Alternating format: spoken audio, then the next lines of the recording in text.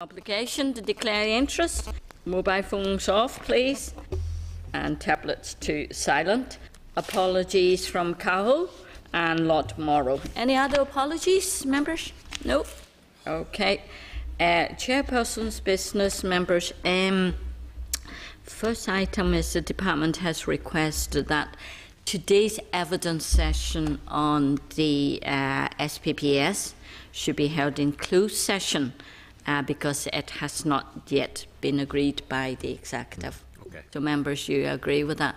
And then we are then just going to put that to the last item in our agenda, so we can go through all our business first. Happy with that, members? Yep. Okay.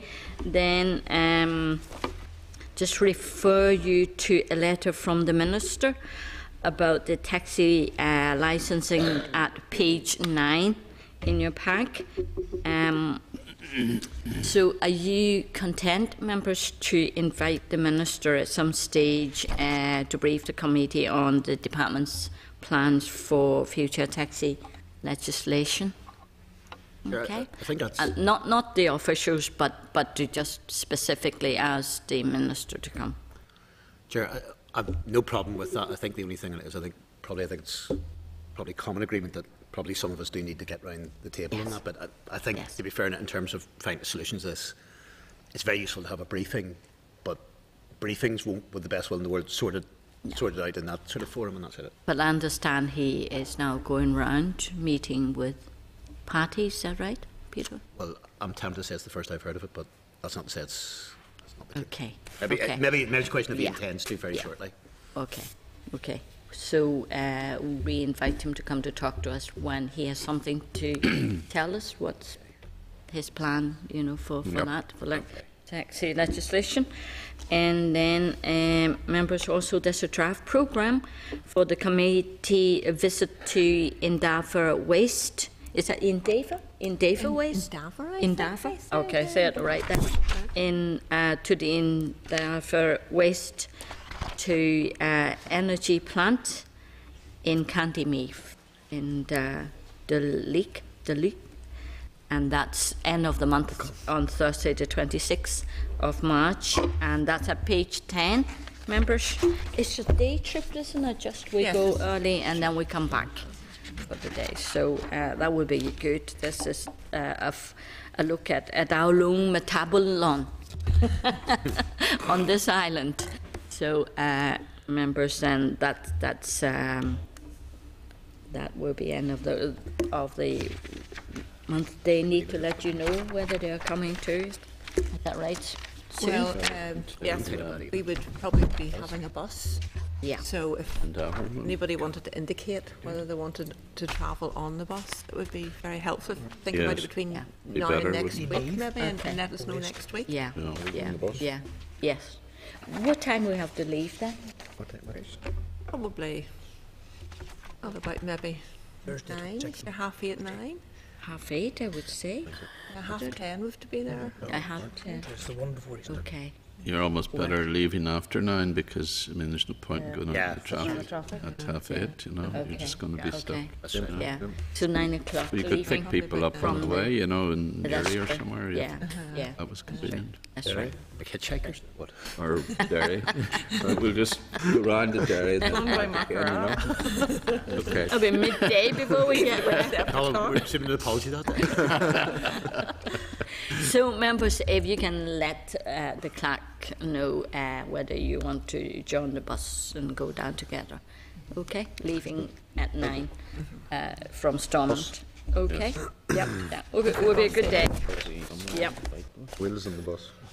And another visit I want to mention to members to you is, if you recall, that we are going to go to the MCZ workshop. So the venue has been changed. Now it's going to be held in the Marine Court Hotel in Bangor.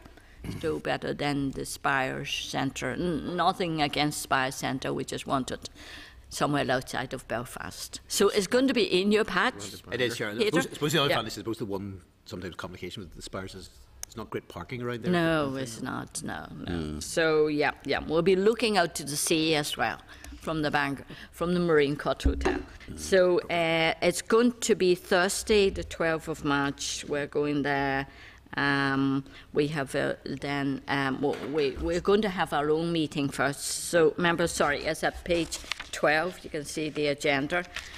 Now it's an all-day workshop, but Sheila has cleverly arranged for the two workshop on the MCZ that would be of interest to members. The first one is on Rathlin Island, and the other one is on the Belfast Lough that we are going to go and visit at some stage. So what we're going to do is we are going to be there for 9:30. I'll very quickly say a few words to open the workshop, then we will retreat ourselves to another room to have our own committee business. Then we'll join them again at 10:45 for coffee break. Then we'll start the workshop. And there will be lunch at about 1 o'clock. So after lunch, if members need to come back for your committee business, then I'm sure, you can come down from Bangor to here maybe about 20 minutes. That you can make a 2 o'clock meeting. Yes. And but there will be other workshops to look at other proposed MCZs. So I'll be staying on in the afternoon, and members are welcome to stay if you can find the time. Okay, members, content with that? With the program? Okay.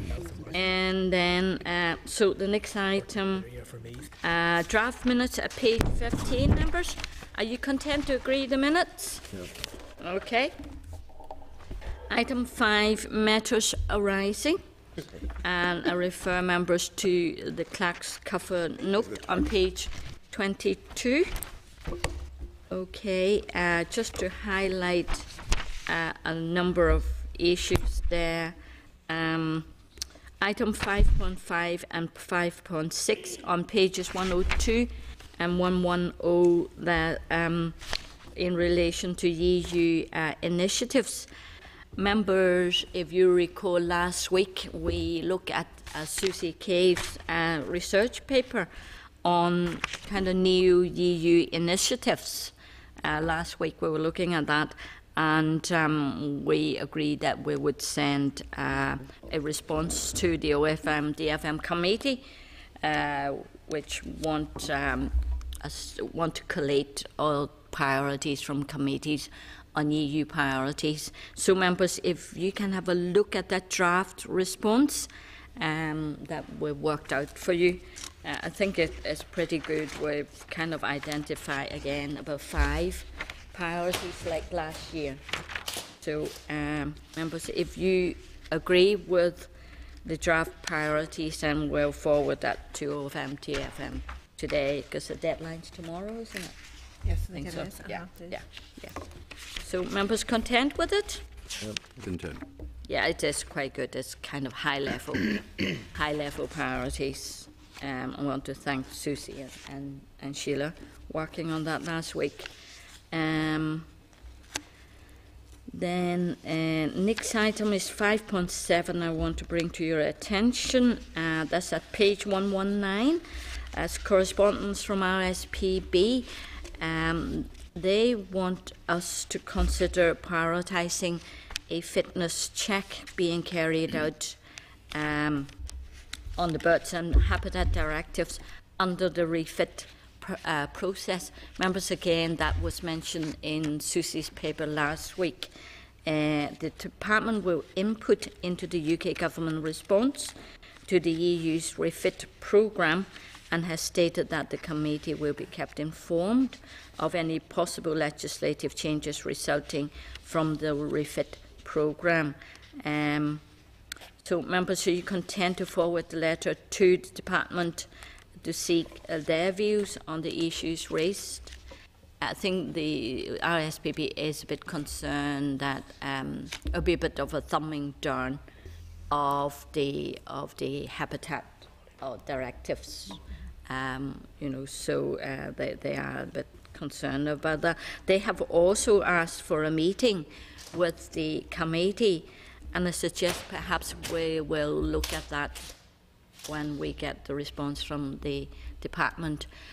Perhaps instead of asking them to come to the committee, maybe we can arrange a visit to the new reserve in Belfast, which is really excellent. It's right in the harbour area. It's a little oasis.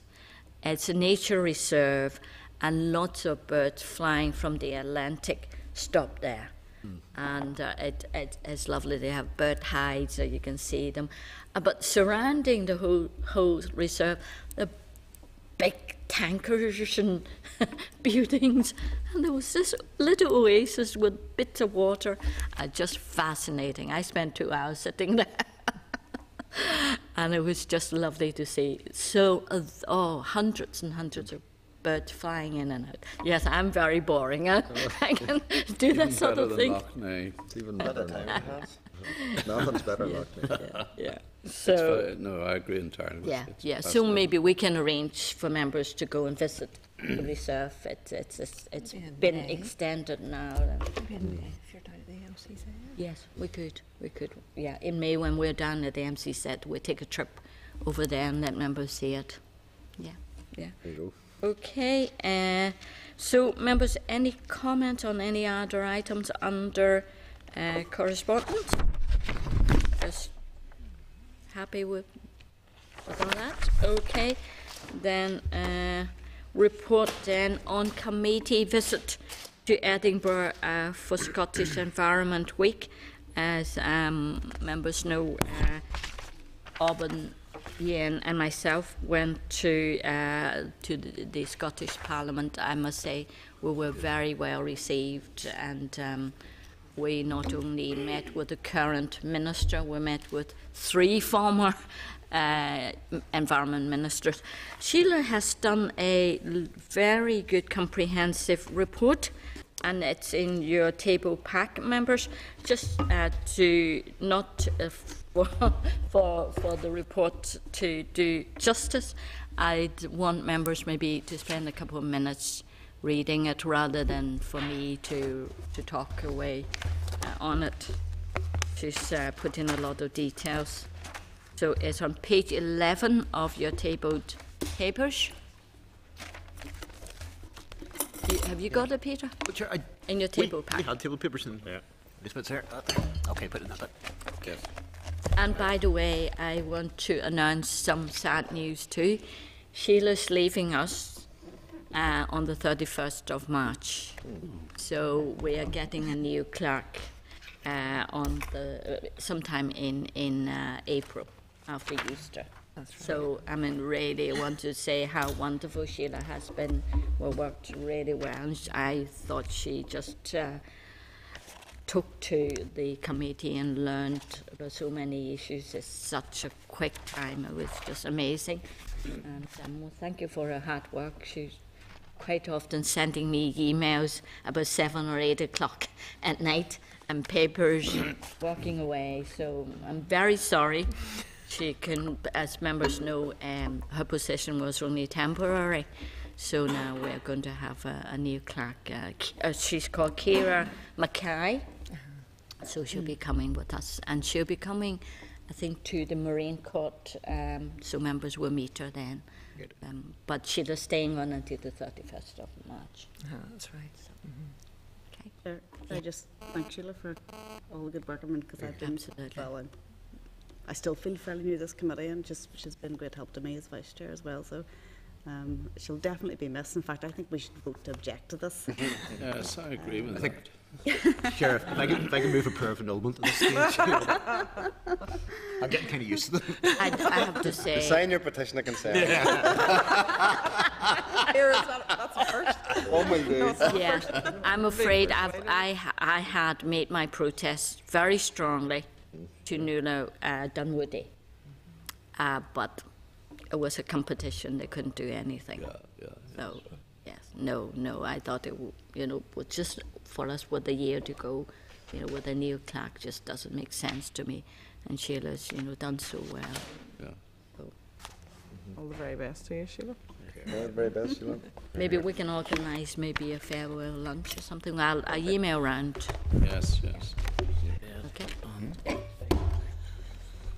Okay, so let members have a quick read of her report.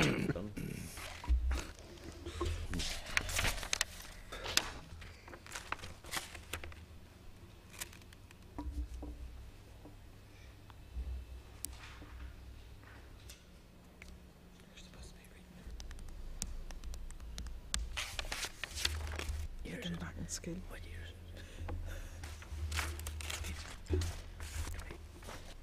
Nice photographs, anyway.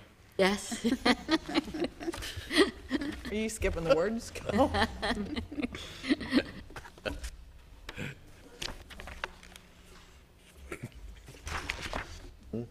That was good.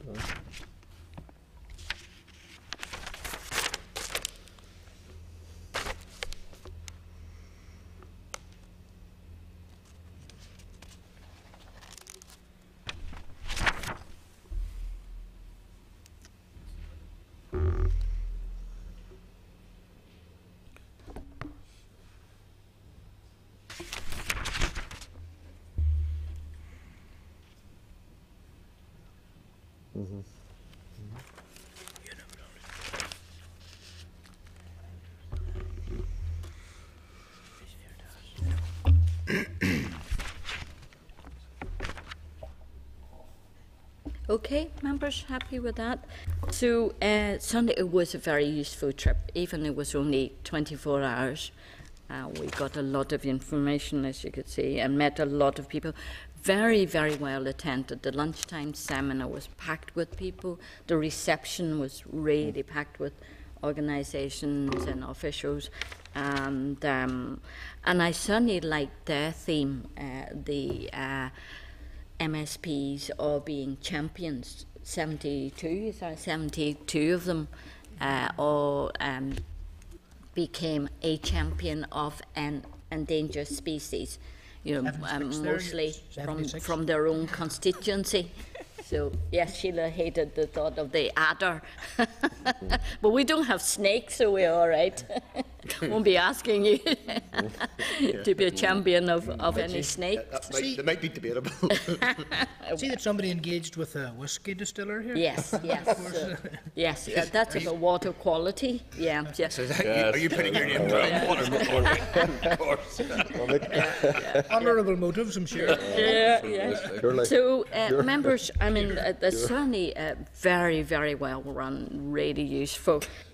So now the Sunny Northern Ireland Environment Link has proposed that they will organise the Environment Link Week, starting on the last week in September, third week of September. That will be after we come back on the 21st of September. So the committee would want to sponsor maybe a couple of events in Stormont. Now, with the Scottish Week, every day was in the Parliament building, but I thought it would be nice in some of your constituency, that you would champion that day, or champion a species, and then have it in your constituency, particularly with 3 MLAs in Ulster. That may be quite nice to have an event there, linked with school or the voluntary sector. I mean, I know Pam is very proud of your eco school in your constituency. Maybe something, in that school. Now we have 100% now participation of schools in eco school scheme. It'll be something like that. But a whole week we make it. Couple of days here. We certainly would want a reception here, and invite all the MLAs and the voluntary sector, and then some events outside. Could I say that Northern Ireland Environment Link were really very, very helpful? They were throughout all of this. Craig McCann and Sean Kelly. And then, of course, the Scottish equivalent, Scottish Andy Miles. Andy Miles, absolutely outstanding support.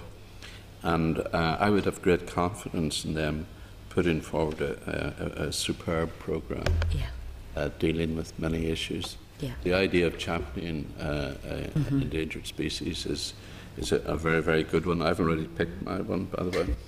Yeah. And what's that? Let us know. Bumblebee. Bumblebee. Ah, right, okay. Bumblebee is very much in danger. Absolutely, for years now. And Maybe anybody, stepping on Leslie Cree's toes, he's put into the bumblebee. is that right? Yes, yeah. Oh, dear me. Yeah, And if you want to grow tomatoes, of course, you need the bumblebee to pollinate. Yeah. And, I'm glad we sent you. Yes. Oh, well, I'm just looking forward to reading your canvas literature. Manifesto. it would make a very good adjournment debate, you know, the bumblebee in North Belfast. One from each party. Is the right colour for me too? For our party? Yellow? Right. Okay, members, also MSP said they would be very keen to come over when we have our week. You know, from the Environment Committee, they said, you know, they would make a trip to come over to participate in our Environment Week. So I think that would be very nice to invite them. Okay, members, then we have your agreement. Then we ask the Non-Island Environment Link to start thinking about this, preparing this. And yeah, well, yeah, that they will find the species and then, you know, give to members to pick what they would like to be champion of. Okay. Yeah. Thank you. What could I champion? Then we are on to item 7, members, at page 123. That's consultation on guidance for local government performance improvement 2015. This is a consultation. And members, are you content if we request a synopsis of responses? Great. Okay. Great. And the next item, item 8, it's at page 126. The synopsis of responses to the consultation on the proposed conservation of habitats and species regulations NI.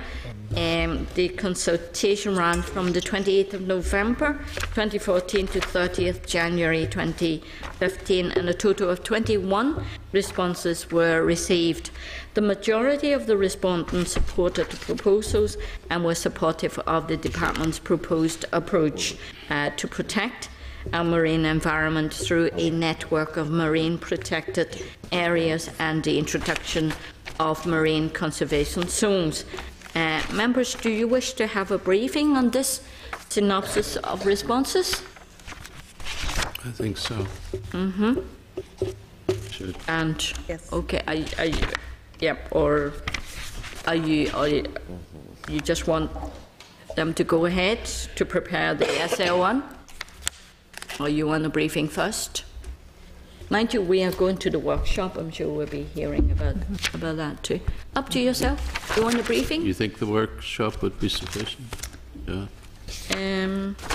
I mean, it is a big directive, birds and habitats. You know, we were at some stage, I think, at risk of breaches. So. Well, let's get a briefing first. Yeah. Okay. Then ask for a briefing. Yeah. Next item, synopsis of responses on the consultation on implementation of EU regulations on ship recycling. The consultation ran from the 10th of December 2014 to 20th January last month. Only one response, UK-wide, was received. And guess where from? Hallen and Wolff, our own Hallen and Wolff. So, and they were in favour of the proposed approach. So we are very much on the ball. Right, members, are you content then for the department to prepare the SL1 for this legislation? Yep. Okay. Then, next item, item 10 on page 156, synopsis of responses on the consultation on the draft local government transfer functions grant regulations. This targeted consultation ran from the 20th of October 2014 to 12th of January this year, and a total of 6 responses were received, 5 from local government and 1 from NEOGA. A number of respondents raised concerns about the practical difficulties with proposed arrangements. Members, are you content to request a briefing, an oral briefing from the officials? Yep. Okay. Right here, then next synopsis of responses on page 166 on the consultation on cost control arrangements for the local government pension scheme, NI and draft local government pension scheme amendment number 2 regulations. The department consulted on these proposed regulations in relation to the local government pension scheme from the 10th of November 2014 to the 30th last month, and a total of 7 responses were received. The majority of the respondents supported the proposals. Members, are you content for the department then to prepare the SL1? Content? Yep. Okay. Next item, item 12. It's an SL1 on page 182. It's the Local Government Accounts and Audit Regulations, NI 2015. The purpose of this statutory rule is to consolidate amendments to local government accounts and audit regulations. The statutory rule is subject to negative resolution and is proposed to come into operation on 1st of April 2015. Members, are you content for the department to proceed with making the rule? Content? Thank you. Next item 13, page 196. Another SL1, the Local Government Executive Arrangements Regulation NI 2015. The purpose of this rule is to specify the functions of a council that should not be the responsibility of the executive, and those functions which may be the responsibility of the executive to a specified extent. The rule is subject to negative resolution and is proposed to come into operation on 1st of April 2015. Members, are you content to request an oral briefing? Okay, yep. Content? Yep. Yep. Next item, then item 14 on page 201, members. That's a briefing on the SR on the food waste regulations NI. So I can welcome William Ducklow, Waste Strategy Branch, and Janice Harris, also from the same branch. And so thank you very much for coming, and if you can give us a brief presentation on this issue, and then members will ask you questions, no doubt. Certainly. Thank you very much, Chair, and good morning. What I'd like to do is to set out the background to our policy on food waste, and then also to describe what the regs require of businesses and of councils. So in terms of setting the scene, the main objective of the policy is to treat food waste as a resource with a value instead of simply placing it to landfill. Currently, in Northern Ireland, around 56% of all food waste is landfilled, and that represents 154,000 tonnes per year. Now, the vast majority of that is from households, but there's also a commercial element of 36,000 tonnes, which these regulations also address. Additionally, there's estimated to be around 4,000 tonnes of food waste discharged to the public sewer network by businesses every year. The Department's policy on food waste is driven by a number of strategic objectives. First of all, our waste management strategy, which was published in 2013, sets out as its main objective to deliver resource efficiency through moving waste up the waste hierarchy, and I'm sure members will be familiar with those phrases. Treating food waste as a resource with a value and promoting the recycling of food waste over the disposal in landfill is a key element in implementing that waste strategy. The policy also complements the EU roadmap on a resource-efficient Europe, which was published in September 2011, and that roadmap called for 50% reduction in edible food waste to landfill by 2020. Councils are also required, as members will know, to meet challenging targets for landfill diversion under the EU Landfill Directive by 2020. And these measures will help councils to meet those targets. We also have targets within the Waste Framework Directive for household waste recycling, and the target is 50% by 2020 of all household waste to be recycled. That's a very challenging target. We're well on the way towards that, but we do need a further impetus, and these regulations will again help to meet those recycling targets. The separate collection of food waste should also contribute to waste prevention, supported by the Love Food Hate Waste campaign. And finally, the reduction in food waste sent to landfill will help us to meet the programme for government targets in relation to carbon emissions, and supports the development of the green economy through stimulating the development of treatment technologies such as anaerobic digestion. So what's the current reality, particularly at the council level, because I understand that that's probably the committee's most pertinent point here. We've seen some food waste collection services developed over the last number of years by councils, and that's a very good thing. Currently, 15 councils have mixed food and garden waste collections. A further 4 operate a mixed scheme in part of their area and a separate food waste collection scheme in another part of their area. Very few councils, actually only 5 councils, operate a food waste collection throughout 100% of their area currently, and that's something we want to change. Currently also 7 councils have no food waste collection at all. So despite an increasing number of councils introducing food waste collections over the last number of years, there's still around 41% of all householders without a food waste collection. And critically, where a service is provided currently, it may not necessarily be maximising the capture rate of food.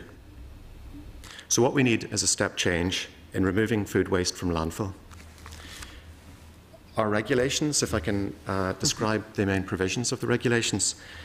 For businesses, first of all, businesses which produce food waste, there will be a requirement for them to source segregate within their business and present food waste for separate collection. Now we're planning a phased approach for this, so that the larger businesses, those that produce over 50 kilograms per week, will be required to meet these provisions by 2017. By 2016, excuse me. Smaller food businesses that produce over 5 kilograms per week will be required to meet the regulations by 2017. HSS trusts and trust facilities will be given an extra year, so they'll be required to meet the obligations by 2017. There will also be a ban on the discharge by businesses of food waste into the public sewer network, which will come into effect again in April 2017. District councils will be required to provide householders with separate receptacles for the collection of food waste from April 2017. Originally we had that as 16, but after the consultation responses from local government, we pushed it back 1 year. In certain circumstances, commingled collections will be allowed. That's collections involving food waste and other green waste. There will be a ban on the landfilling of separately collected food waste from this April, and also a ban on... Sorry, what does that mean again? Say that again. Yes, there will be any food waste that is currently separately collected will be banned from landfill as from April of this year. So, for instance, landfill operators will not be able to accept a load of food waste that has been separately collected. Okay. And also... Sandra, Sorry, yeah, sure. Yeah. Surely they shouldn't be getting that. No, this is it. This is. They should not be dumping it. Normally, councils who arrange for the separate collection of food waste will be arranging for the recycling of that food waste. Yes. But we need to copper bottom that by ensuring that there is a ban in place for separately collected food waste. Sorry to jump in again, just on that point on it. I mean, I appreciate, yes, the logic of that, and I don't have any problem with that on it, but from and you're saying obviously the bulk of councils pretty much make arrangements that it's recycled on it. I've no problem with the thing being banned in that regard, but what's your assessment of the extent of that problem? And, I mean, is there much usage of landfill for food waste at present, or to some extent we kill enough a problem which, on that basis, which isn't actually there? That's the objective. Currently, there would be very few instances of food waste which has been separately collected going to landfill. So yes, it's just. Do you have any level of quantifying that, or from just almost anecdotally we don't know of that much? Or? There would be very, very little indeed, but I don't have a figure in mind. So it is. And those would be from restaurants, not households. No, it would be separate collections from either businesses or householders, and in fact, the majority currently would be council collections from householders. Okay. So it's just to ensure in legislation that where separately collected food is presented and collected, that it doesn't go into landfill. Yeah. And that will be more pertinent as the regulations, the phased regulations, move forward, and the obligations for 2016 for the commercial side kick in, and the regulations kick in for the council side in 2017. So, as I say, there will be a ban on sending separately collected food waste to landfill. There will also be a ban on mixing separately collected food waste with other waste, also from April 2015. Together, these requirements represent, we believe, a step change in how we deal with our food waste, and the Department is confident that the implementation of the legislation will make a significant contribution to delivering resource efficiency. It's very much needed. You said, what, 41% of local councils don't have separate food collections. Is that right? Don't have any food waste collection currently. That is ridiculous. Yeah, I'm so used to that little caddy at the corner of my kitchen that, I put food waste in it. It's very well to have regulations. What about enforcement? I mean, you're saying restaurants maybe flushing down the food waste into the toilet and go into the sewage system. How do you prevent that from, people operating like that? We're not introducing any new provisions in relation to enforcement. The current provisions will be adequate, and those provisions are around duty of care, and businesses as well as councils are required to meet the duty of care regulations, and also waste management licensing regulations and our landfill regulations in relation to landfill operators will all provide powers that we'll be able to use for enforcement. The Department will be responsible for enforcing these regulations, NIEA. But you haven't answered my question. I'm sorry. I mean, how do you prevent people from still doing it? Say, flushing down whatever apple peels and down the toilet in restaurants? I think there's two answers to that. First of all, communication and education. We're in the final stages of developing a communication plan, which will involve guidance for householders, guidance for councils, and perhaps most importantly, guidance for businesses in relation to their duties under the regulations. We also plan to develop sector-specific guidance for each of the key stakeholder sectors. And on top of that, of course, if there's a carrot and stick approach, if the communication, education hasn't worked, and for example, businesses are still putting food waste into the public sewer network, it will be for the regulators, in this case NIEA, to take the appropriate enforcement action. Okay. Peter? Thank you, Chair. I think, in terms of the end direction with all of this, I don't think anybody would argue. There are some concerns, though, over the process so far, and I suppose just some of the potential consequences. Taking, I suppose, the Chair's point, first of all, in terms of, you've highlighted, if you like, the guidance side of it, which is I suppose, the carrot side of it. You've also said, in terms of the stick, you've been saying like this. Are there any additional resources being put to enforcement then? We're in discussions with our colleagues in NIEA about how that will roll out. Obviously, we have a phased approach under the regulations. We don't expect that the first provisions in 2015 will require a great deal of enforcement, going back to the point that you raised earlier. But the provisions from 2016 and 17 will. So I've no doubt that there will be some extra resources required within the agency. Not in a position to quantify that at this stage? Or? No, I'm not. Well, the other bit, I suppose, is more coming down the track, and I suppose we can see directly. You've mentioned it again, obviously it's something we need to move to, but you've mentioned about the challenges that will be there for councils. You've mentioned about providing, and I appreciate perhaps Chair myself maybe a slightly different position in terms of the food caddies that we would tend to be used. Maybe we're at the better end of the scale in that, from the point of view where we live.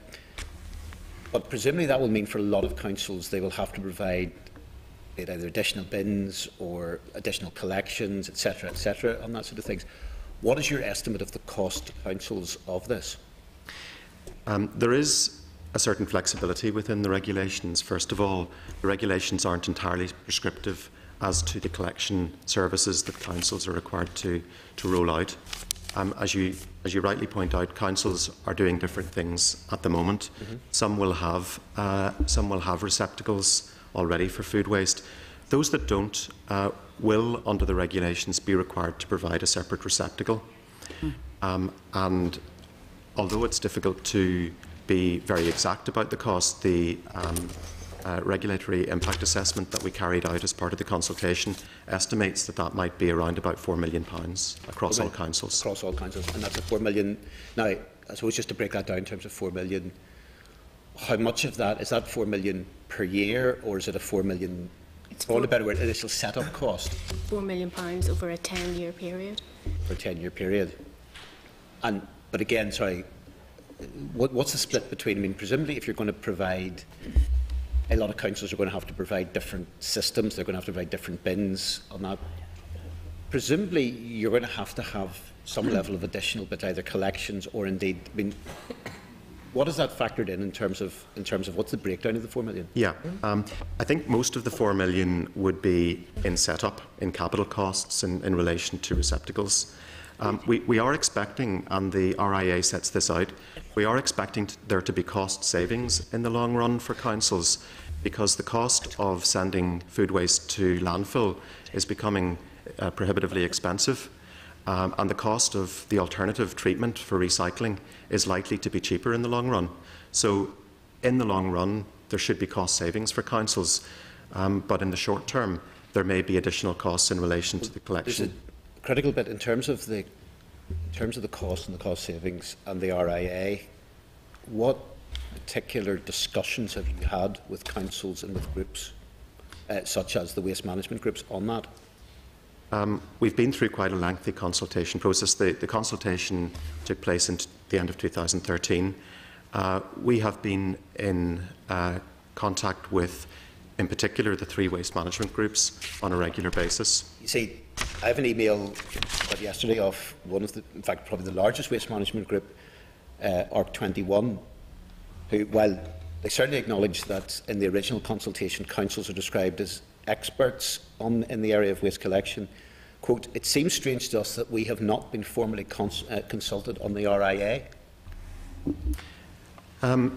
They were consulted on the partial RIA, which was part of the consultation package, as were all consultees. It was in terms of the final RIA, have they been consulted on that? They were provided with the ARC21 specifically asked for a copy, and they were given a copy. Yes, and what discussions have you had with them in relation to the RIA? They were invited to provide comments. But with respect on it, what they have expressed, I mean, I don't think anybody's objecting to what the thing is. They are concerned, they've indicated they're concerned that the RIA will not be sufficiently robust and will underestimate the additional cost to councils in complying with the regulations. They have a very different view over the cost level. And I have to say, if we're simply saying to move to this system and a 10-year period will cost £4 million, most of which will simply be in the things, waste is not an area which I'm been massively involved with, but that empirically seems to be quite a low figure, to be perfectly honest on it. Whenever we consider, in terms of, for example, systems which will ensure that you no longer have a commingled system. So, for instance, at the moment, you've highlighted, if you like, the number of councils within ARC21, for instance. 77% have a commingled system, and you're going to move to a situation in which food and garden waste are completely separate. Now, nobody's arguing with that as the objective and something you've reached on. but it seems to me that potentially there could be a reasonable amount of cost in connection with that. Now, what I would suggest is before we move ahead that you actually sit down and actually try and thrash this through with not just sort of, well, we'll make available the documents, you can comment on them, but actually sit down with the councils and with the waste management groups and actually scope this out, scope out what the costs are going to be, scope out how this is going to be implemented, because there is a concern coming from R21, and I don't know whether the other waste management groups are of a similar mind, that feel that they have not been fully involved and properly involved in what is a potentially quite expensive, much needed, but change that needs to take place, but something that is going to have to be very carefully planned. Well, can I respond? The RIA made use of the best information that we had, the evidence that we had, both from RAP but also from councils through waste data flow. And we presented that at the time of the consultation. We have had a number of meetings with R21 on the issues around food waste, including the RIA. And we have invited, as part of the consultation, we invited them and any other consultees to provide alternative figures. They haven't, in fact, done so to the department. So we simply have to go on the best available evidence that we have. I think it is something which, with the best will in the world, I appreciate what you've said, Nat, that I think you need to really go the extra mile in doing this and sit down with them. They clearly, and I'm not in a position to judge the quality of the discussions that have taken place, they don't believe that there's been sufficient formal consultation on the RIA, that you need to sit down with them and others on this and work through the figures in terms of cost. And as I said, it strikes me that 4 million over 10 years seems to be quite on the low side. It's maybe more of a comment than a question. Okay. Well, but on the other hand, if you're in breach of targets for landfill, it will cost us more. Indeed. With fines, with infraction fines. Yes. Well, Barry. Okay, thank you, Chair. Yeah. You described food waste as a resource with value. I'm just wondering about lesser value nature of mixed food and garden waste. Could you maybe explain how much less value that is than, say, straight food waste? And then secondly, interesting to hear that 7 district councils don't really embrace this agenda at all. How do they justify it to themselves and to the department? Well, if I can deal with your first point, I suppose it comes back to the issue of why the department feels that a separate food waste collection is more valuable than a mixed collection. The evidence that we have presented to us indicates quite firmly that there are 3 main advantages. First of all, the capture rate is generally higher if it's a separate collection as opposed to a mixed collection. In other words, more food waste that would be in your residual or black bin is transferred to the food waste bin. Secondly, participation rates. Also for garden waste, for leaves? No. Well, I'm giving the example of separate food waste collections where it's only food waste. And the evidence that we have is that if it is a separate bin for separately for food waste on its own, that will improve the capture rate as opposed to a mixed waste collection. Makes sense. And also it increases participation rates. In other words, more householders will actually buy into the concept. And thirdly, it provides a better value for money for ratepayers. So I think for those, have I left anything out? It encourages waste prevention as well. I knew I had. It encourages, householders to change their behaviour in line with the waste hierarchy, to actually put less food, to waste less food in the first place, seeing the food waste that they have already wasted. So for those reasons, I think separate collection trumps mixed collections. The regulations, though, offer a flexibility to councils to, if they can satisfy themselves that the mixed collections that many of them have in place currently are going to deliver the same sorts of amounts of food waste capture rates, then that will be acceptable under the regulations. Sorry, your second point is probably more for councils to answer than than for me. All I can say is that, you know, we've come a long. All I can say is we've come a long distance. Councils have come a long distance in the last 10 or 15 years. 15 years ago, there were very, very few, if any, food waste collections. Yeah. They have been rolling out right across Northern Ireland over the last 10 years. So they're to be commended for that. There are a few that still don't have them, but these regulations will ensure that all councils will. So how many bins will we have? We will have the black bin, the blue one. The brown one is only for garden, cut grass and branches, and then a separate one for food. That's correct. It is up. We're not being prescriptive. It is up to councils to decide how they wish to organise their collection, but on average, you would expect 4 bins, yes. Okay. Very good. Why not? People would do it if you provide the bins. Yeah. Sandra? Thank you. Sorry, just getting confused as we're talking here. Are you saying that it's going to be a regulation to separate the garden waste and the food waste? Yes. The regulations do require councils to provide separate receptacles for food waste. But as I've said, there is a discretion for councils to continue with mixed collections, providing they are satisfied that the amount that they collect is not substantially less than they would expect through a separate collection. Okay. I mean, at home we have the brown bin for food waste and garden waste. That's right. I thought it's very good. You see how much you waste. Certainly a good idea. Do you? You mentioned about there being a ban on, and the chair referred to it, the apple skins going into the sewage. But is that a ban on the garbage disposal unit? It's not. No, it's not prescribing a ban on any particular technology. I mean, it's still food going into this sewage. But in a situation, technologies differ, and there's an awful lot of technologies out there. So I think it would be a false economy for us to ban any particular technologies. But what we're banning is any technology that results in any aspect of food waste going into the public sewer, even if it's diluted. Now, is that not what a garbage disposal unit does? You put food, it crunches it Many of them do indeed, yes, absolutely. Some of them do that and then pump it off to a storage tank, for example, for uplift, and it wouldn't go into the sewer. Oh, really? Well, see, I don't have one, so, you know. Okay, so it's a ban on it going into the water system? Yes, it's a ban on the activity rather than the technology. Right. Okay. For businesses only. For businesses only, because obviously homes have that as well. Yeah, for businesses. Right, so homes won't need to change their practice. No. So talking about costs again, that would be maybe a cost that businesses may have to undergo. Yep. Are there any estimated costs to businesses for this regulation?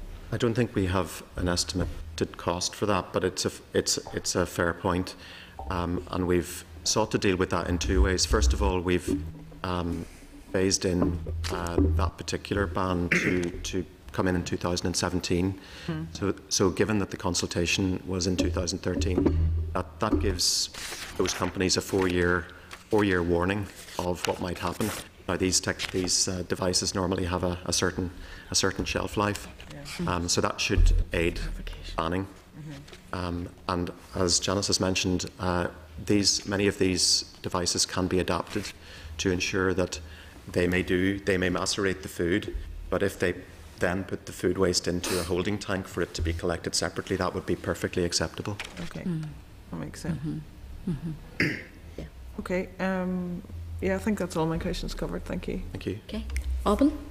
Thank you very much, Chair, and thank you very much. Very, very interesting explanation of these regulations.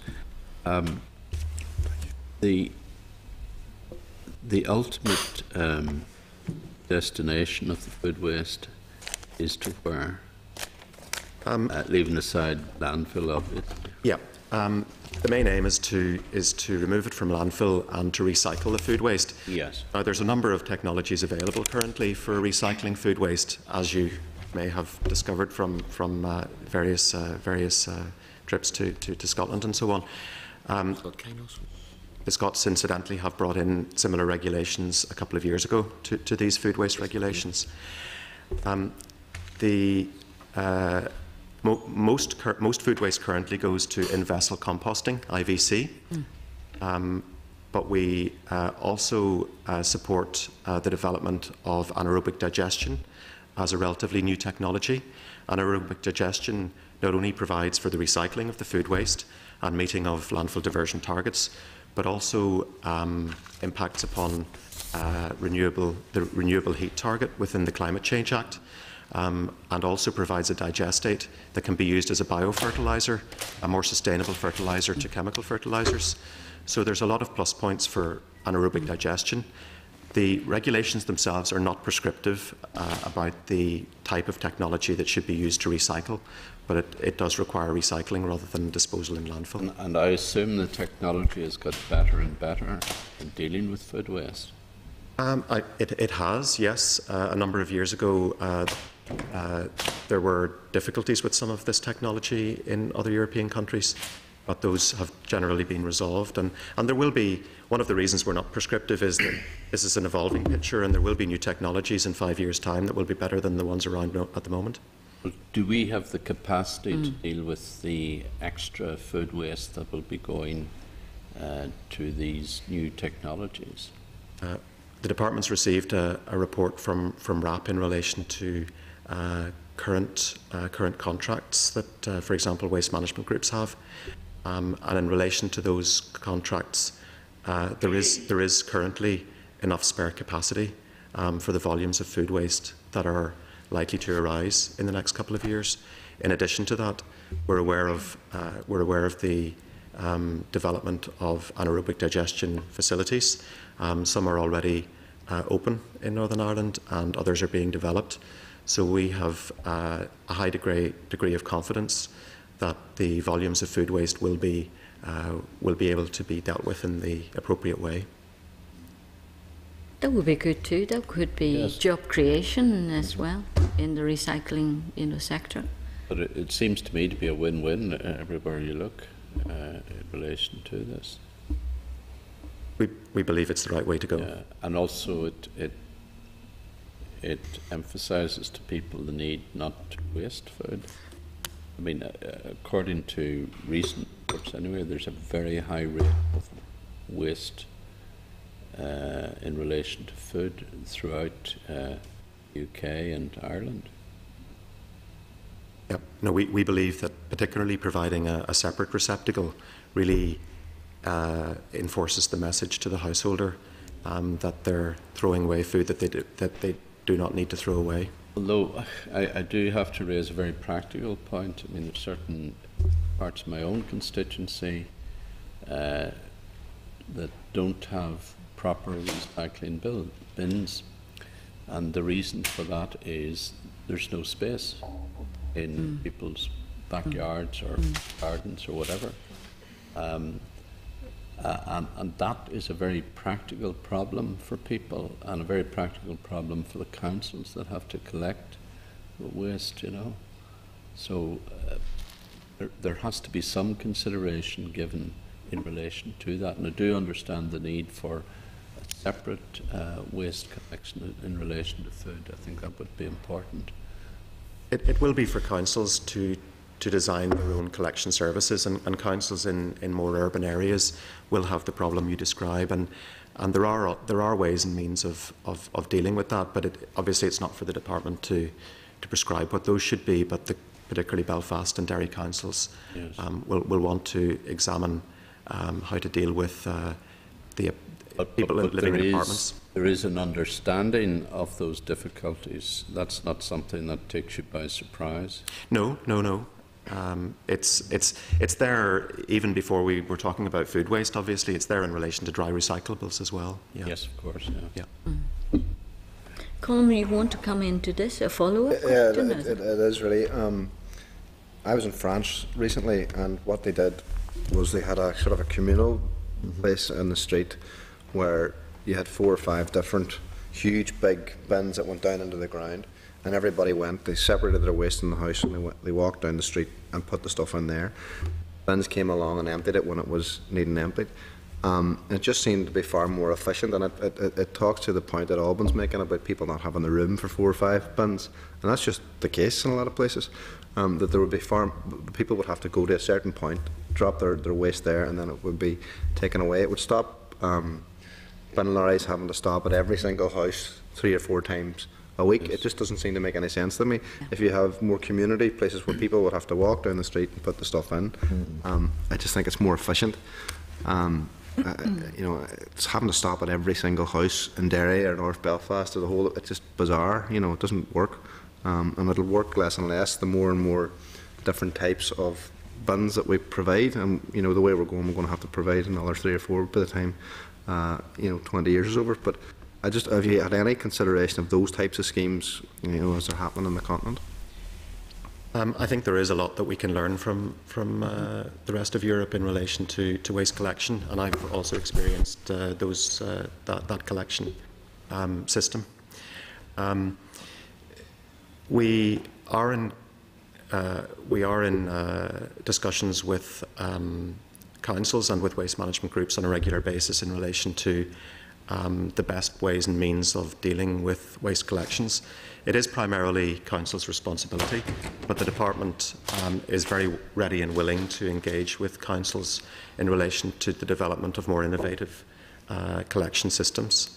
Now, some of the councils are picking up on innovative systems and are trialling them in various parts, and there's trials going on in 3 or 4 different council areas at the moment. Newtonabbey springs to mind, and Banbridge. So there are interesting things going on, and obviously they need to work for us here as well as working for the people in France. So, but the department is ready and willing to engage on that. Yeah, my brother lives in a development with blocks of apartments and households, and they have a dedicated area that everyone can put, you know, the stuff into that area. It's the kind of thing you could do with new builds a lot easier than in a retrofit. It is. But you know, if we are planning developments, it should be one of the things that's considered. Probably a different type of technology that's required in terms of the lorries and stuff. But I mean, I just think it makes far more sense. Yeah, absolutely. Yeah, neater too. You know, sometimes trying to get past the street with bins out and cars parked on both sides of the road. Yeah. Well, we'll take that on board, Chair. Yeah. Thank you. Lots of questions for you, a lot of interest in this. Ian. Yes, thank you very much, Chair, and thanks for your presentation. I found it very interesting, and 2 of the points that I was going to ask was, Colin covered it there, you know, the communal collection points, and Alban covered the other point, you know, was the industry geared up, you know, to deal with all sorts of waste, if you like. But the other question that Barry asked you, you know, regarding the number, are those councils that don't have a facility there, you know, you said there, you know, it was that you should ask the councils that. Well, my question to you is then, you know, who are the councils? Because if we're going to ask the question, then we need to know who they are. Well, I don't think we have that information today, but we can provide that to the committee, no problem. Okay. I'm happy to do that, yeah. Yeah. Send us the list. Yeah. Okay. Thanks very much. Okay, Pam? Thank you, Chair, and thank you for your presentation. Thank you. It's very interesting. I wouldn't dream of saying it's a load of rubbish. Just on the back of actually what Ian's asking there about the councils that don't have food waste collections, do all councils have all 3 types of collections? You know, the landfill, the blue bin for recycling, and the or whatever variation of colour, and a brown for compost type materials. Is that what you're saying? That some is it 7 or 5 councils that don't have effectively the brown bin? No. Or is it simply that they don't have the separate food waste? 7, to the best of our knowledge, and we'll check it and get back to you, but 7 councils don't have a food waste collection. Now, that doesn't mean they don't have a separate food waste collection, but they don't have any food waste collection, either separately or with green waste. So they don't have brown bins? No, brown, some councils have brown bins just for green, for example, or some councils just do food waste in some areas. So do all councils have Brown bin. brown bin, basically? No, I don't have a brown bin. No, they don't?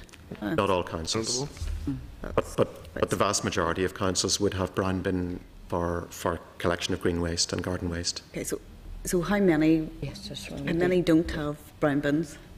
I don't have that information.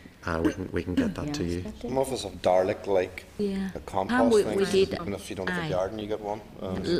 I think last year we did ask the councils about that question. So Yeah, we would have that? yeah, yeah. Not all of them have it. No. But we certainly have that I suppose information. what I'm asking Chair. is, are there some councils that do have brown bins but don't actually collect food waste? Oh yes, yes. Many councils That seems bizarre, just have green waste collections. Yeah. because there's actually no more work for the council other than just provide a food waste receptacle, for people to actually put the Into food the waste brown bin. into the brown bin. So that seems... Yes. Yes. You were asking about the other bins as well. All councils will definitely provide a residual waste bin, or normally a black bin, and all councils will be required to provide, have been required to provide from the 1st of January this year, a collection for dry recyclables. Often that's in a blue bin, but it does depend on your council. Yeah, it can be different colours. Yeah. Okay, and then back to Peter's point about the cost over 10 years, 4 million over 10 years. Is that? Can you give us any breakdown of that cost? How that's been calculated? Is that about the receptacles and the cost of bags, or is it the cost of bins, receptacles? I'm not sure if we have a breakdown, but certainly my understanding is that it's front loaded. In other words, most of the 4 million relates to the cost of providing receptacles and vehicles, capital costs. And I should say, in relation to that cost, to that estimated cost, the department has provided through Rethink Waste funding a substantial amount of funding in capital funding to a range of councils in the rollout of food and green waste collections. Over the past year, the department has provided around about £2.3 million to councils for those two subjects. Okay. And again, in relation to the cost of 4 million, is that all? Are you looking at as if all councils don't already have facilities, or is that just for the remainder who don't? That's across Northern Ireland, and it takes into account where councils are currently. So I'm really confused with this, but so is that 4 million cost? Is that a costing for the whole of Northern Ireland? How much it costs to actually do this? What we should be doing with food waste? Yes. So much of that is already spent because much of it's already being done. No, I believe that the 4 million is what is left to be done. The actual cost of implementing the regulations. Yeah. Suppose they can buy bulk, buying all those new bins and receptacles. There's obviously been a big expenditure already because majority are already collecting the waste, the food waste. Yes. Okay, I think Thank you. Yes, William, I just noticed this route actually came into operation on the 14th of February. Yes, that's right. So we're doing this retrospectively. Yes. And why are you coming to us so late? Well, after being so nice to you, we're going to ask a hard question. Well, we did, Chair, go through all the procedures with the committee. We sent you obviously the consultation document. Yes. And we sent you the SL1, and you agreed at committee to pass the SL1. Yes. So we made the regulations. But normally we look at the SR first before you go into operation, surely.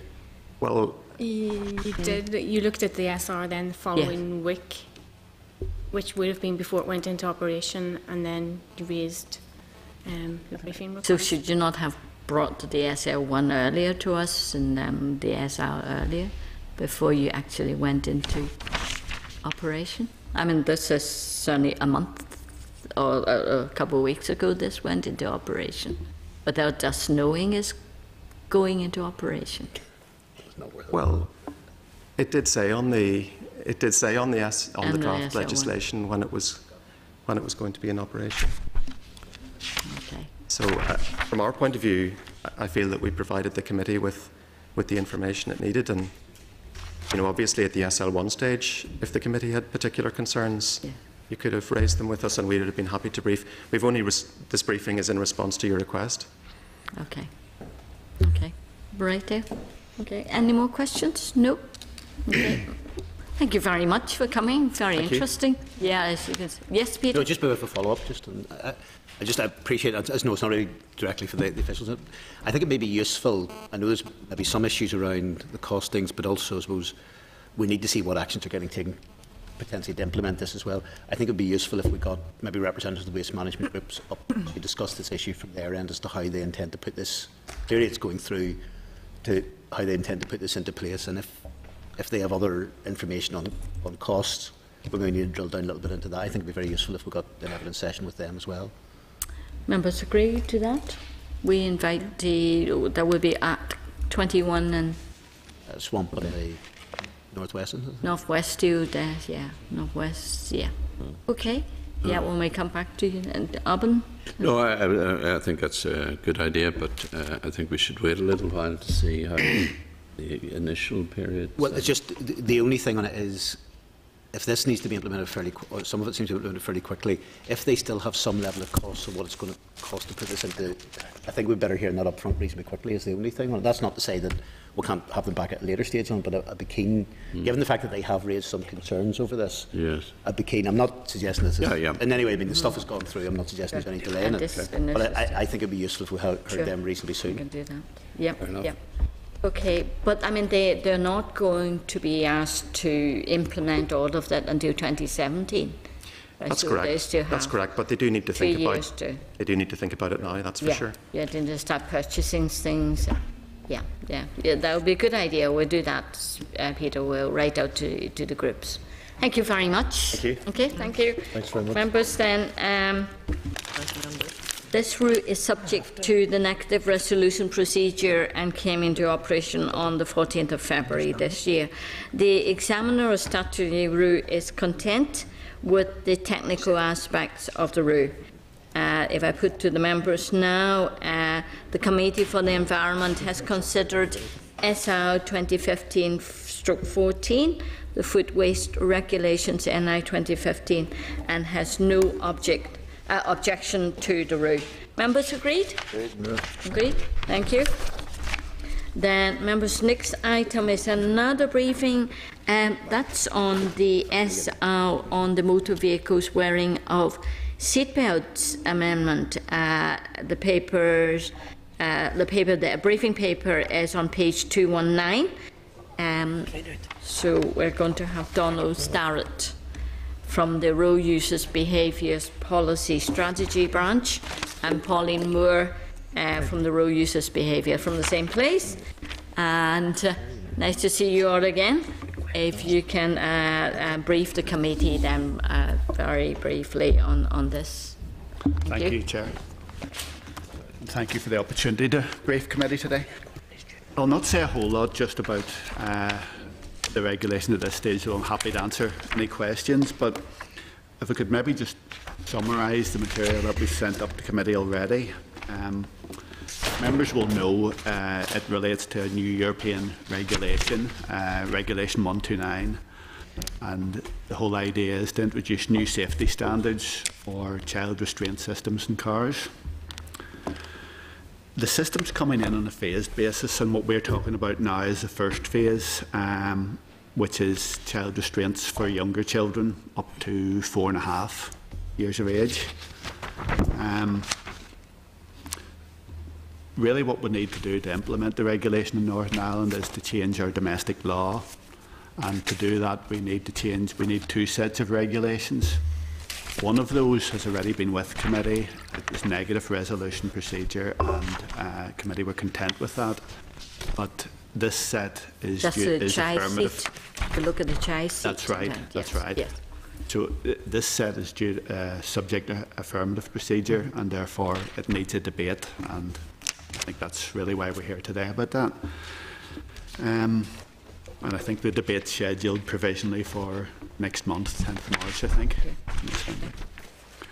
If I could just say a wee bit about what Regulation 129 sets out to do, and its basic aim is better protection for children when they're being moved in cars. One of the main things is that it provides for the car seats to be anchored into what's called ISOFIX points in the car structure. So it's a matter of just locating those points, pushing and clicking the seat into place. And I'm sure maybe a lot of members like me in previous years have struggled with A, getting the car seat in the first place, and B, being content. Is it actually secure? And this hopefully will reduce a lot of that uncertainty and make it easier. One of the other things is the new seats will provide for better side impact protection in the event of a collision. And Regulation 129, when it's fully in place, will also require young children up to the age of 15 months to be rearward facing when they're being moved in cars. So again, those are some of the safety precautions, and those are based on, I suppose, across Europe. Research, yeah. In terms of bringing this into effect, it's not a matter of saying that the old style car seats suddenly become illegal. That's not going to happen. It's a phasing arrangement, and while Regulation 129 comes into effect over a 4-year period, really the two safety standards will coexist. But over time, gradually, the old style car seats will disappear, and any car seats that are being manufactured will all be Regulation 129 compliant. But for now, there's the two sets of standards. And that's partly recognising the fact that not every car at the moment would have these ISOFIX points in it. So it's not a matter of parents having to rush out and buy a new car to comply with the law. That's not a requirement.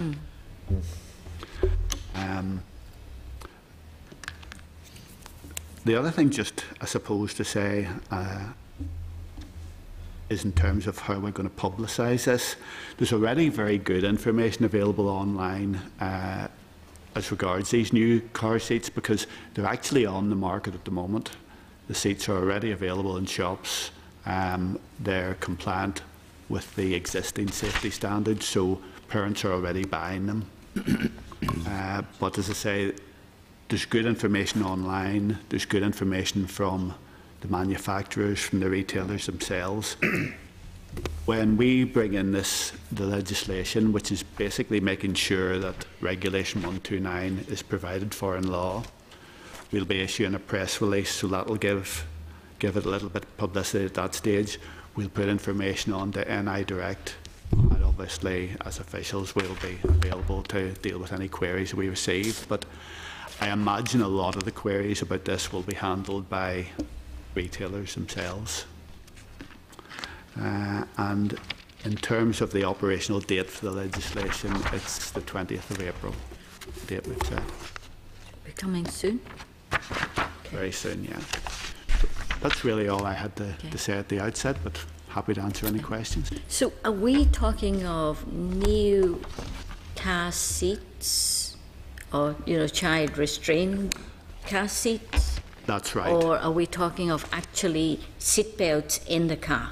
No, this is the actual car seat that you would buy for a young child. So it's the seat itself, yeah. Okay. And this system will allow that seat to be secured into the car using points that are already mounted in the car. Okay. So we're talking of two things. Cars manufacturers would have to do this new anchor point.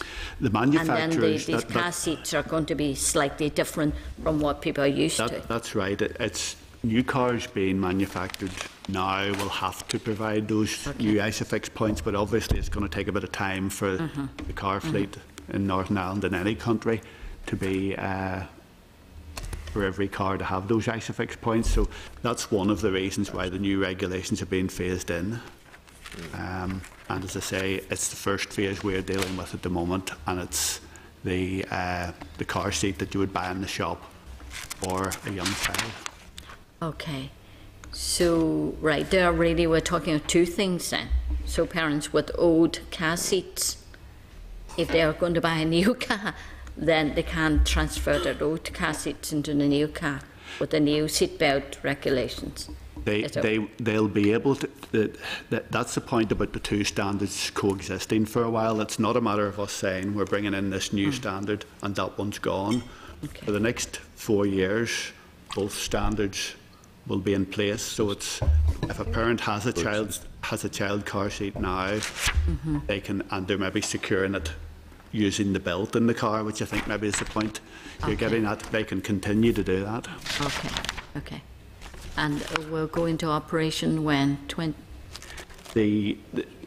The legislation will come in April 2015, but there are already parents will be buying these new Isofix car seats and using them now. They've been in the shops for a long time. So when do they have to do it? When do they must have all the new seats? We anticipate that the must do will be in 2018.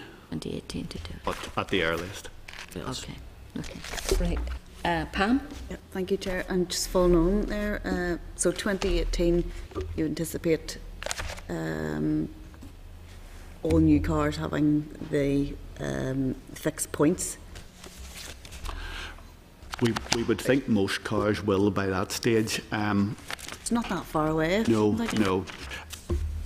I mentioned at the start there that the new arrangements are being brought in on a phased basis, and it's maybe just to explain, it's maybe useful to talk a wee bit about the phases. To say we're dealing with phase 1 at the moment, which is the young children up to 4.5. Phase 2 will look at the booster seats and the cushions for older children in the back of cars, and again it'll be making those compliant with the new safety standards. And then phase 3, and we don't have a lot of detail about phase 3 yet, simply because it's still being discussed by the Commission, but I think we understand that phase 3 may look at a scenario where seats which still have to be secured using the seat belt can benefit from the new safety standards coming in for side impact protection, for the rearward facing requirement for young children. But we don't entirely know what phase 3 will involve at this stage. Okay. That's a catch-all one. Yeah. That last one. Because one of our concerns, as you said, is if you don't have an Isofix compliant car in 2018, does that mean that you've got to rush out and buy one? Yeah. We can't definitively answer that at the moment. Oh dear. But I would anticipate that by that stage most cars will have Isofix points. Some cars have had these from 1990s. So some manufacturers have been ahead of the game and have been installing these in their cars. So the vast majority of the fleet will have these. Are they very visible? They're in behind the car seat. Okay, so we might have them and don't know we have them? And not know it. Interesting. Because it's well, it doesn't seem reasonable, if these haven't been about for some time, that you expect everybody to have no older than a 3-year-old car by 2018. It's one of the questions we have about phase 3, and we haven't been able to get a satisfactory answer ourselves, but we're just discussing that actually the other week in terms of what phase 3 will involve. If you still have a car, and there's bound to be people with cars that either don't have those fitted by the manufacturers and possibly can't have them retrofitted.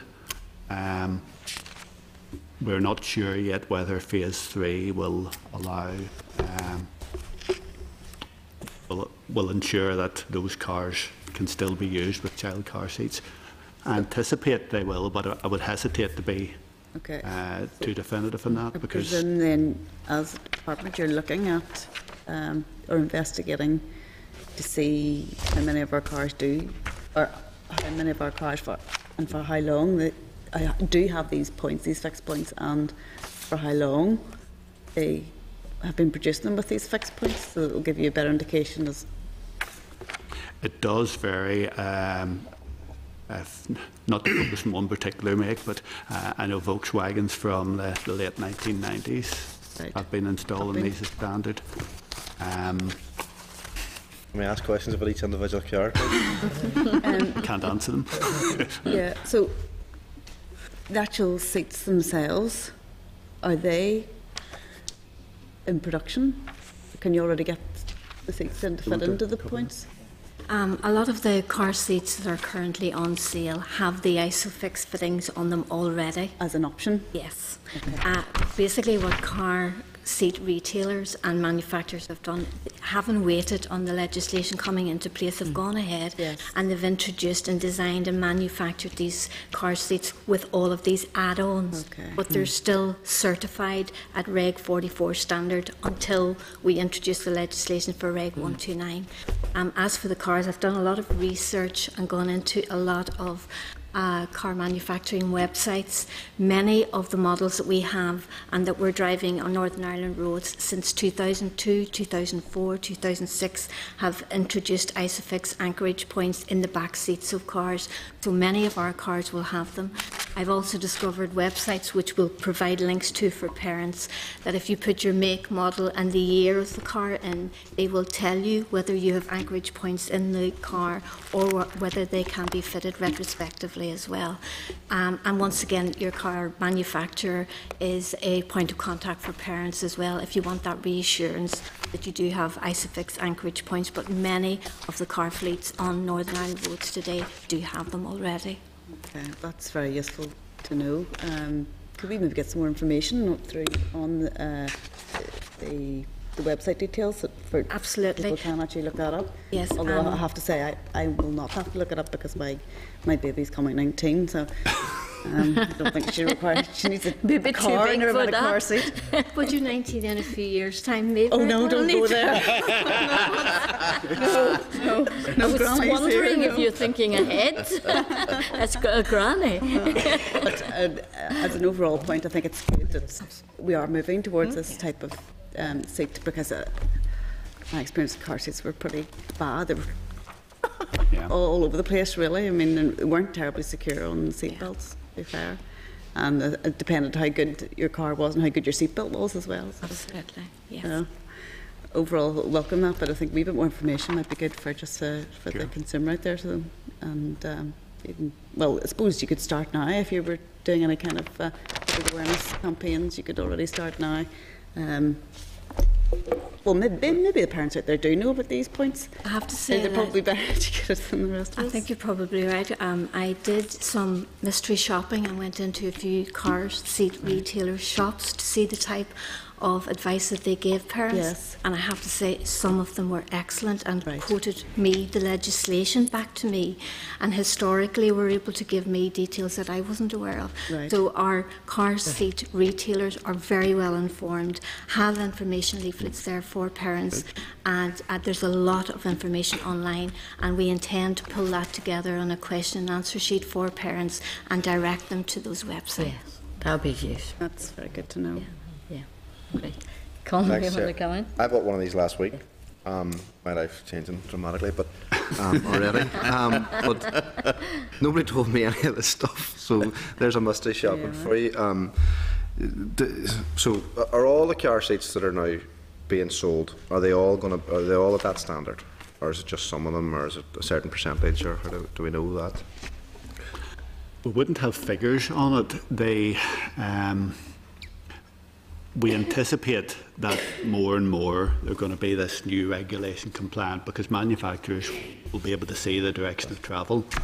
But there still are a significant number of seats, and again, like Pauline, I did some mystery shopping on it, and you do see the ISOFIX. I think my experience, whether or not it's everybody's experience, but the ISOFIX seats maybe are pushed a wee bit more at the moment. But both types of seats are still there. Well, I was just carrying the thing, but I don't think we were told about ISOFIX or anything like that. But anyway, that's beside the point. Will the newer models and older cars that don't have the point, can they still be secured by seatbelts? The iSize, which is the newer model of car seat, has 3 ISOFIX points, 2 that goes into the seat and one that's a top tether. I don't know if you bought that one.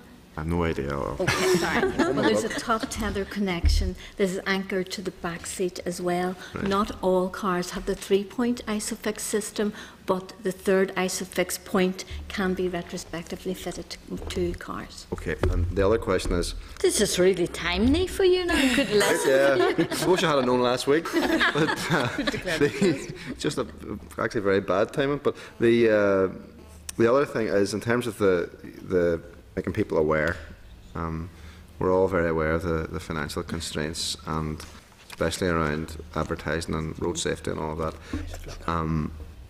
Have you any idea or notion of budget, rather than just sticking it on the NI Direct website, with nobody, I don't know what the figures are for people looking at the NI Direct website, but are there any plans to actually advertise outside of that, actually go to where people are? I mean, have you any budget for it? It's right to say that we don't have a big budget for doing this.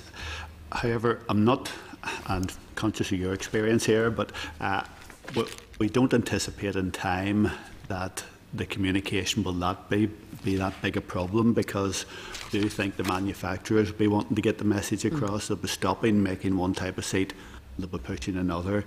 The retailers will become more conversant with it. Pauline and I both did mystery shopping. We probably had different experiences. One, on the one hand, someone who was excellent, knew absolutely everything they need to know. Others less so.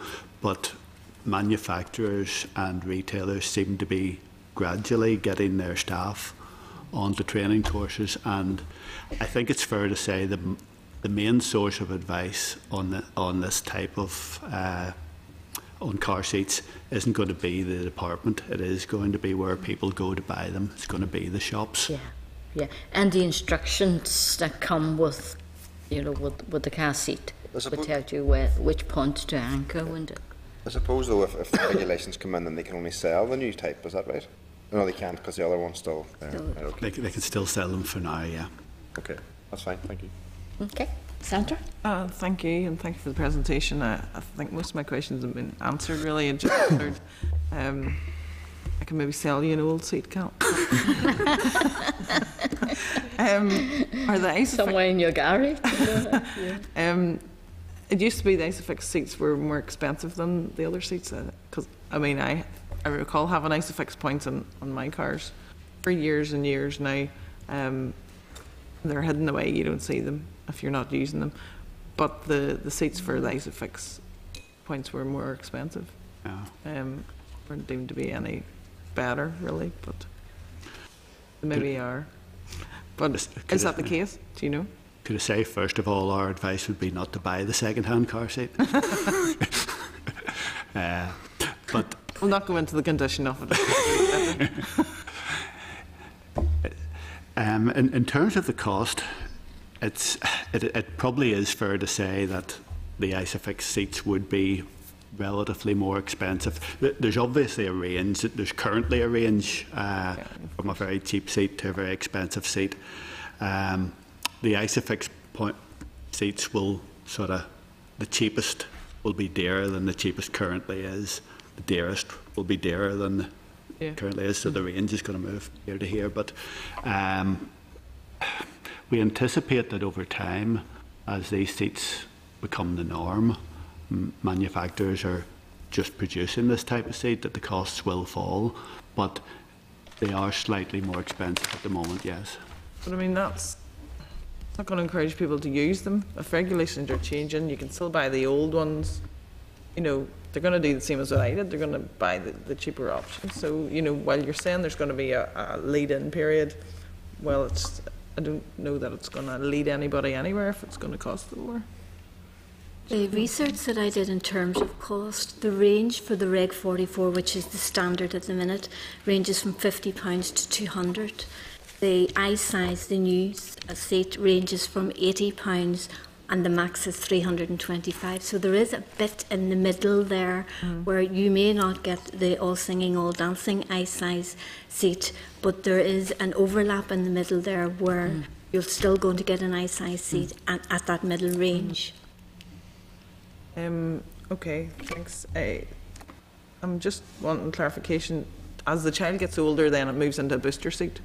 And they're going to have Isofix as well? Because booster seats would tend to be more move around and not be fixed. That's phase 2 of the regulation will address booster seats and booster cushions. Okay, brilliant. And that's phase 2, you were saying? Yes. And that's coming in what, 2018, 2019? It should be before that, but we don't have a date as yet. But I would have thought it's maybe around 2016 might be. But again, it's really down to how quickly the Commission move on this. But the original plan was to have phase 3 in by 2018. So I would have thought phase 2 2016 would be a reasonable guess, but it's no more than a guess at the moment. That's great. That's all my questions. Thank you. What worries me, some people still sitting in the back seat holding onto the babies rather than putting them in seats. Shouldn't we? It's scary when you think about it. Could I just ask one more question? I know I've raised this before, but the amount of times you're driving around, you look at the car next to you and the kids are all bobbling about in the back and half out the window, and they're not restrained at all. According to the laws, obviously you must wear a seatbelt if you have a seatbelt. It's the same with I presume it's the same with the child restraints, the seats and the boosters. So under the law, is it exactly the same that they must be in a car seat or on a booster? Just the same as an adult in the car must wear a seatbelt if it's there. That's right, yes. Unless travelling in a taxi, where taxi drivers are not required to provide booster seats or booster cushions, but they still have to be 3 years and above still have to be restrained with the adult seatbelt. But yes, the law states that children must be restrained in proper child restraint. And there is a fine. Yes. And have to do. There's a final penalty points if you fail to do that, yes. Because it's the driver's responsibility. Thank you. Okay, no more questions. Oh, well, thank you very much, Donna and Pauline. Thank you. Members, and this, right, oh, I forgot to mention, this briefing is being recorded by Hansard members. So yes, you all know now. All you said have been recorded about Granny too. This, you just assume everything's been recorded. Yeah. So, members, this rule is subject to the affirmative resolution procedure, and is intended to become operational on April 20th this year. The examiner of statutory rule is content with the technical aspects of the rule. So, if I can just put the following to members. The Committee for the Environment has considered SR 2015/24.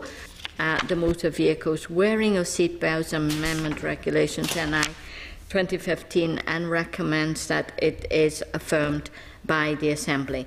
Are members agreed? Agreed. Okay, thank you.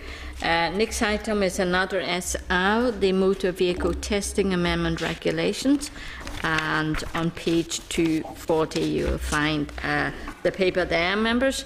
The purpose of the rule is to remove the requirement in legislation to display the vehicle test disc for motor vehicles.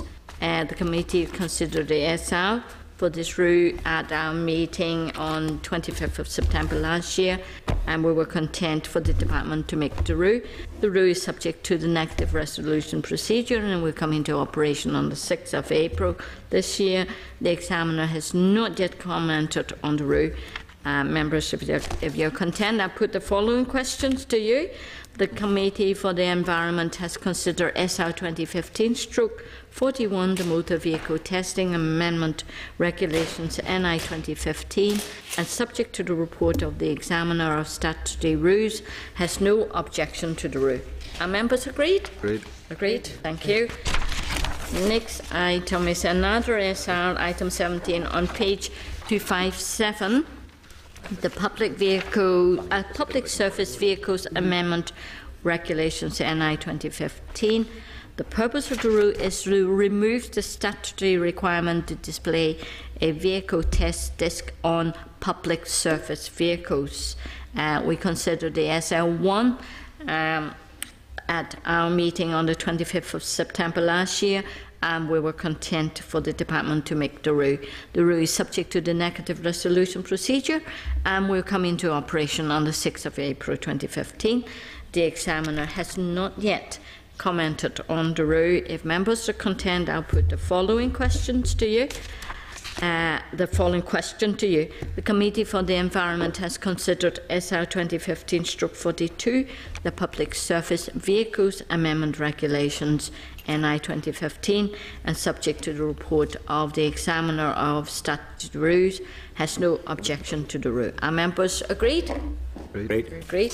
So this is so that they don't need to display the disc either in motor vehicles or public surface vehicles, because now it is now all online that the police can check. I just said maybe you're going to. So, next item, another SR on page 274. This is the Good Vehicles Testing Amendment. The same thing. The rule, a purpose of the rule is to remove the requirement in legislation to display the vehicle test disc for commercial vehicles. Members will look at this again on the 25th of September, and we were content for the department to make the rule. The examiner has not yet commented on the rule, and this is going to come into operation on the 6th of April, like the previous ones. Members, if I put the following question to you, the Committee for the Environment has considered SR 2015/43, the Goods Vehicles Testing Amendment Regulations NI 2015, and subject to the report of the Examiner of Statutory Rules, has no objection to the rule. Are members agreed? Agreed. Thank you. Another SR, and this is on Water Framework Directive, Priority Substances and Classification Amendment Regulations, and on page 291. The purpose of the rule is to update some of the biological, phosphorus and environmental standards contained in the original regulations. The committee considered the SL1 for this rule at our meeting on the 11th of December 2014, and we were content for the department to make the rule. The rule is subject to the negative resolution procedure and will come into operation on 4th of March 2015. The examiner has not yet commented on the rule. If members are content, I put the following question to you. The Committee for the Environment has considered SR 2015/45, the Water Framework Directive, Priority Substances and Classification Amendment Regulations NI 2015, and subject to the report of the Examiner of Statutory Rules, has no objection to the rule. Are members agreed? Agreed. Okay, next another SR, that's the Planning 2011 Act, Commencement number 3, and Transitional Provision Order, NI 2015, on page 338. The commencement order commences further provisions of the Planning Act, Northern Ireland 2011, to transfer planning functions and the introduction of a two-tier planning system.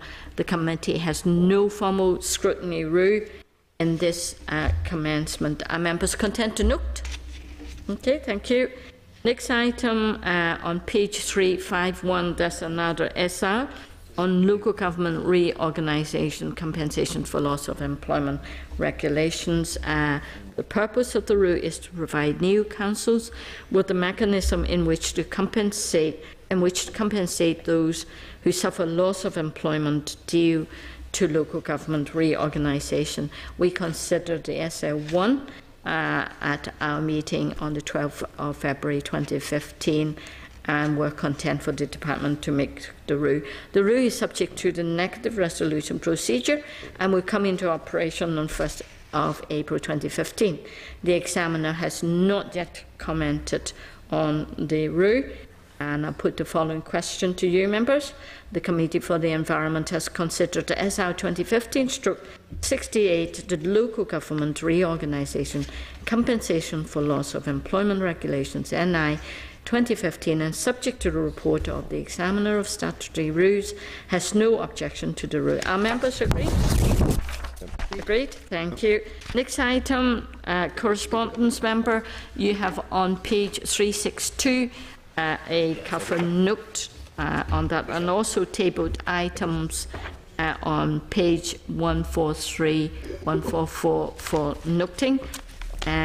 Just want to highlight a couple of issues, members. Item 23.1 on page 363.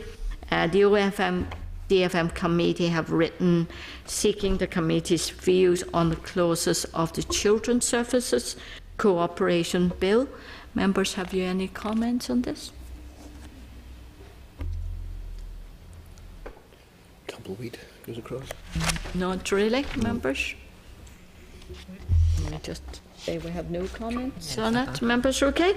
Next item, item 23.2 on page 377 and tabled item page 3, and thus the EU Affairs Manager has written to the committee about the Executive EU Priorities 2014-15 mid-year review, which states that all departments must provide their relevant committee with a summary of all EU proposals impacting the department twice yearly, and that only the Department of Justice is currently providing this information. Good for the Minister of Justice. Members, shall we just send this correspondence to the department for their information? And we just watch that they will do that for the committee. So, members, have you any comments on any other items under correspondence?